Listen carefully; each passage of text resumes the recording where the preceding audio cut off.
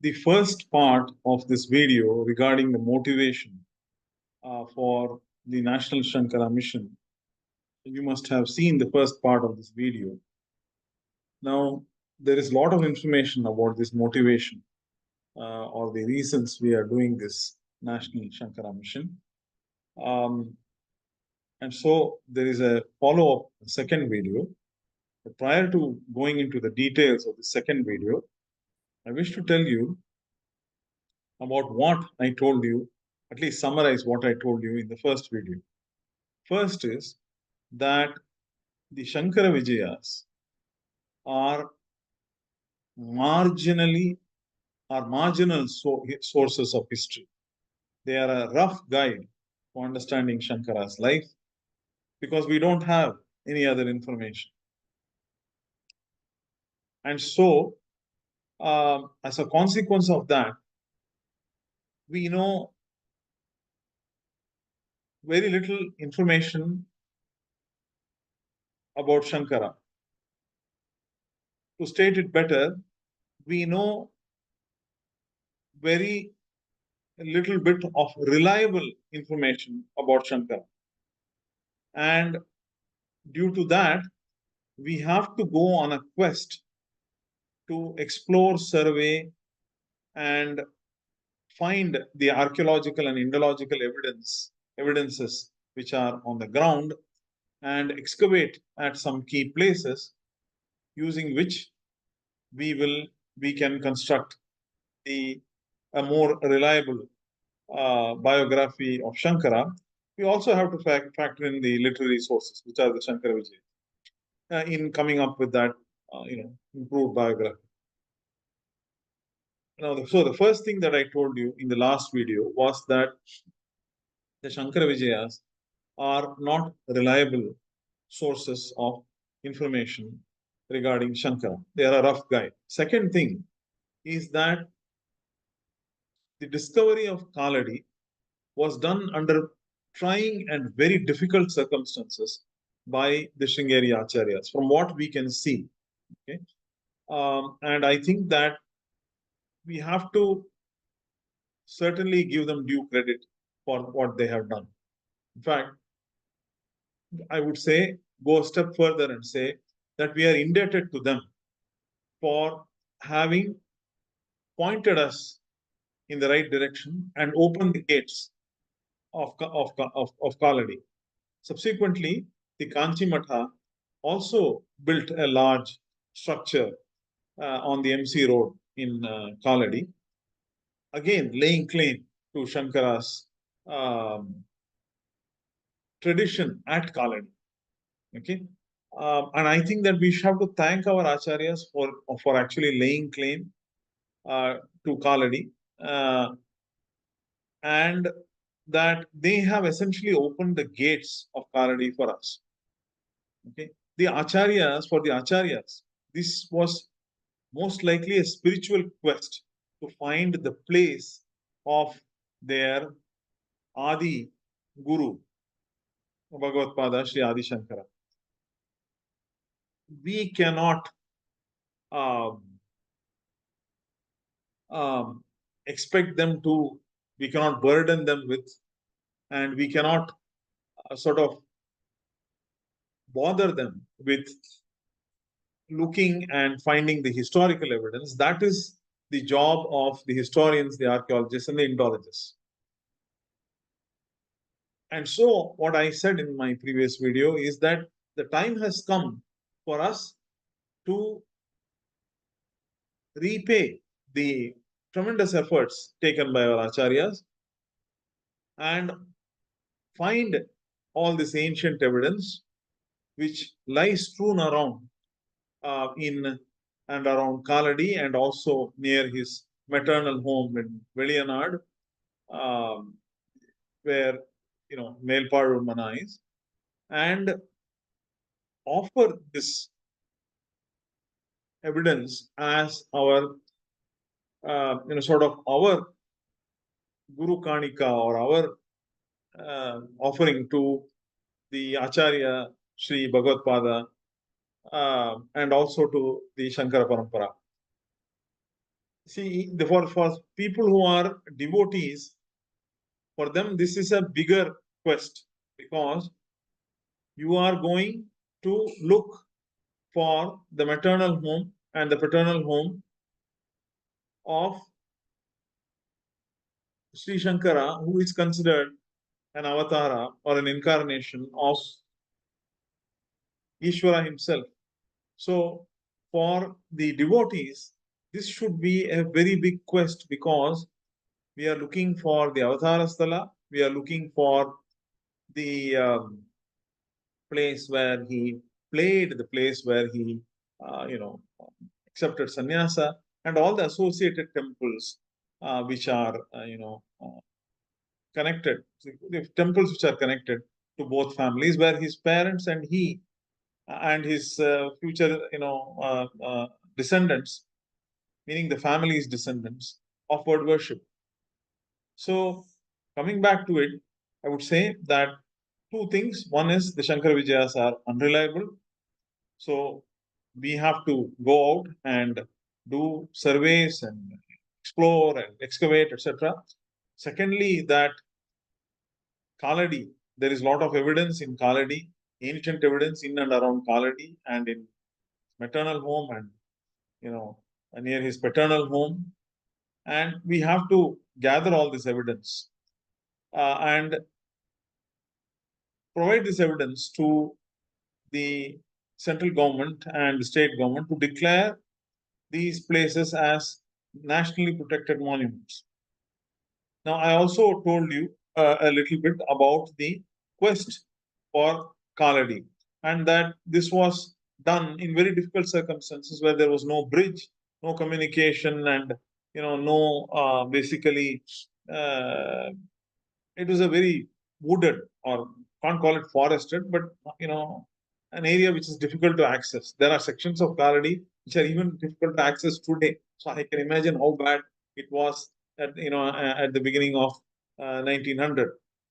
And so, in these difficult circumstances, Diwan Sheshadri Iyer, who was the representative of the Shringeri Matha, identified three Kaladis, provided the information back to the Acharyas, and they basically went through a process of elimination and came up and said that this place near Aluva or near Ernakulam is the Kaladi connected to Sri Adi Shankara. Now, as I said, I racked my brains to find out why would the acharyas have concluded that Kaladi is the place associated with Shankara.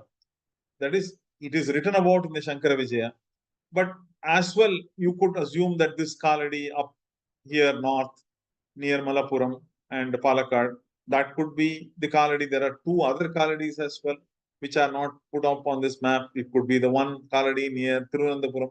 And basically, when I went through process of deduction, I realized that the three families, that is the paternal family, the Kaipilli Mana, lives in and around Kaladi, and the other two associated families, the Kapilli and Talayattumpilli Mana, live in Kaladi. And this must have given the acharyas the clue that the living tradition of these families, along with their temples and also, um, you know, uh, their worship tradition, okay, that is, they have kept the tradition of Shankara alive. The paternal family, Kaipillimana, Kapillimana, and Talayattumpillimana, they have kept the tradition of Shankara alive.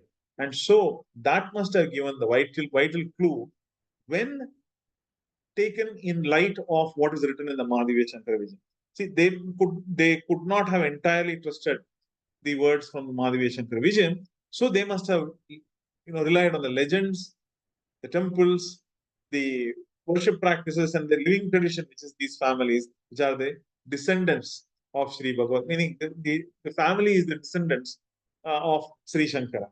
Right? So, using all this, the acharyas must have deducted. Of course, there are, in this video, there is a video which says that there was a premonition as well. One of the acharyas apparently felt the presence of Aryamba, etc. I mean, acharyas will certainly feel these kind of things. They are certainly, most of the time spent in the metaphysical world. Therefore, we have to give respect and regard to their opinion from those kind of sources. Notwithstanding that, we still have not found the ancient evidence in and around Kaladi and other places to get them designated as national monuments, and that is very painful, for me to see, to watch, and that is something that we have embarked on. So, as I told you, we have begun uncovering the evidence. The top three photographs represent the evidence from Veliyanad, which is basically Melpalur Mana, the maternal home of Sri Shankara. In the Nambudiri tradition, the firstborn is always born in the maternal home of there is a mother's house, and so in this case, as per the Kerala tradition and the Nambudiri tradition, Shankara was said to have been born in the Melpalur Mana, which is about 47 kilometers or so south of Kaladi. And his Upanayanam also later on took place there as per local legends, and there is some list of certain local manuscripts which I have come across. There is a gist I have come across, and I have discovered sort of now sufficiently ancient structures and dilapidated temples, ancient images, etc.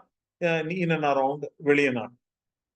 In Kaladi, I have begun my discovery process as well, and I have now realized that there are multiple temples associated with Shankara's paternal family, which is, the Kaipalli Mana. There are temples associated with the Kaipalli Mana. There are also temples associated with Shankara himself and his mother and father in and around the outskirts of Kaladi. So when you take this and the fact that there are other ruins and temples and vestiges, etc., which exist, which require exploration. I have not still been able to go deep into the thicket, into the woods, etc. Once we go in, we are told by the Kaipalli Mana family that there are many structures in there which we need to. It is really tempting that they are there. We have not yet been able to get the resources and people to actually go and find these ancient structures, which will help us very most certainly show that Kaladi and its environs are closely connected to Shankara from the ancient past, and then get them designated as, and after the excavation, get them designated as nationally protected monument. So I'm just trying to give you an idea of what the motivation is in some detail. Now, what do we actually hope to find? Okay. Now, let me tell you, in the case of the great Gautama Buddha, in the 1970s, the Archaeological Survey of India, led by Dr. K.M. Srivastava, excavated at Piprava and another place close to the border with Nepal. Now, this place is on the Indian, that is in Uttar Pradesh. It is on the Indian side, but it is close to the border. And there have been sort of amateur attempts in the past to excavate at Piprava, and Dr. Srivastava has gone through, very meticulous excavation. And believe it or not, what is just amazing is that they discovered, right, down below, right, they discovered, once they complete the excavation, they discovered the casket, an urn basically uh, uh, containing an urn or a casket containing the relics of the great Gautama Buddha. Isn't it really exciting? 1970s. Okay. The report and the book and all that was published much later. Paper was published in the 80s and early 80s. And the book, by the time the report came out, it was 1996. But it's a very, very old piece of work. Okay. And in addition to that, Dr. Srivastava found several sealings or seals in the area which bore the word Kapilavastu. It also referred to the Gautama Buddha. There are several references to the Buddha, to Kapilavastu, etc. And using all these materials, and there was some what do you call? There was some pottery and some utensils also, which he found adjacent to this cask. Right? And that is how they discovered, the relics first. This was the first discovery. Now, what are we looking for? Obviously, in the case of sannyasis of Sanatana Dharma, we don't bury the caskets with the relics, etc. Right?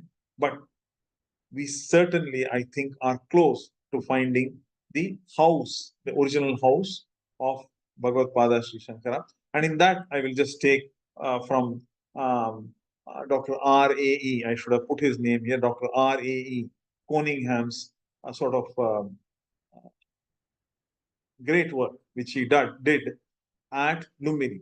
So Dr. Coningham and a Nepalese team in Lumbini, in Nepal, this is, you see this photograph on the top, he shows you, basically these are devotees walking around the temple. Okay? This is the interior of the temple. So devotees are walking inside the temple and they are going to the place of worship, etc. But Dr. Coningham and team, they went into the center of the temple and excavated deep below and went down below what they call the Mauryan level, meaning that during the time of Ashoka and the Mauryas, that is around the 3rd century BC, this structure had already been, that is a precursor of this structure had already been in existence. Right? This is the temple. This is the temple to his mother Maya Devi. Okay, very, very interesting. Right? This is the temple to his mother Maya Devi. And this temple has been sort of in various forms, right? From the time of Ashoka, there is inscription and a pillar of Ashoka there. And then to the Gupta period, there are images of Maya Devi from the Gupta period in this temple, etc. And Coningham and company, imagine how broad-minded, how open the management here of this temple was in permitting them to excavate right in the middle of the temple, knowing very well that there are all these brick walls, okay, of various types, which go through. That is, at each level, you have brick walls of from various centuries, right? So when you go down below, you finally find the Mauryan brickwork, that is 3rd century BC. Go down below that, and lo and behold, he found what he calls are the post holes. Post holes are basically, when you build a kutil or a hut or a primitive, hut or a structure like that, you essentially use wood or bamboo, right, to anchor it to the ground. You grout it and you anchor it. Apparently, the process involved taking the bamboo pole, searing it at the bottom, searing it at the bottom with a flame, and then placing it, grouting it, you can may not call it grouting it, but placing it into the ground and maybe covering it with soil, etc. Now, what was fortuitous for them was the fact that the searing had been done. They could lift up these post holes. The post holes are basically the remnants. Once this bamboo pole sort of rots and goes away, what you're left behind in the bottom is the outline or the remnants of this particular bamboo pole. So they lifted that, found the carbon below all these what they call post holes. So they had gone way below, found these. You see these circular structures. These are the post holes. Lifted them up, found the carbon, and they dated them. So again, pointing your attention, this is Maya Devi temple. This is now the more, it has been renovated, made more modern, etc. Now, right? And within this temple, so this is the Ashoka pillar next to it, and within this temple is where they excavate. So nobody said we will not permit you, we will not give you permission. Nobody said, this is a very pious religious place. There are thousands of devotees who come here. Don't excavate. They said, please, the government of Nepal, the trustees who ran this, under funding from UNESCO, no less than UNESCO, funded this. They excavated and found those particular post holes. They dated it and they were able to establish that this is the original structure place where the Gautama Buddha was born. There are ancient images nearby which confirm the fact that this is the ancient Maya Devi temple. There is brickwork going back centuries. There is a honorific, meaning that Ashoka left behind an inscription on a pillar saying that he basically pays his respects to this place. So everything fell in place, and they discovered the original home. And this is the kind of thing that we hope to do in and around Kalani and in and around Villiyanad and other places. Structures in Kerala, the structures and homes, associated temples connected with Shankara. So, I mean, I just want to draw a parallel. I'm not saying that we will end up in the same situation, but here what we are told is that the temple at Kaladi is essentially, this is the flame that is kept burning all the time next to the samadhi of Aryamba, mother of Sri Shankara. This is the outer view of the temple. This is one of the gateways that you see. What I'm saying is, seems like there is a parallel between what happened in the case of the Buddha and what we see in the case of Sri Shankara, both of them somewhere close to where where their mothers were likely interned, right? The final resting place, if you will, of their mothers. So, as I said, we have started. I told you about this. We have started finding the ancient evidence in Velianad, also near Kaladi, ruins, structures, and also in other places in Kerala. And that is our goal and motivation, to find the ancient house, which to the pious and to the devotees is the place of avatara of Ishvara, right? And for the and for the gurus and Shankara Parampara, they would probably view it as the place where their Adi Guru, right, the person who began their Parampara, where he actually was born, where he played, where he obtained sannyasa, where he did puja at the various temples nearby. So for them, it would be a very pious spot. For the devotees, it would be a pious spot. And for, you know,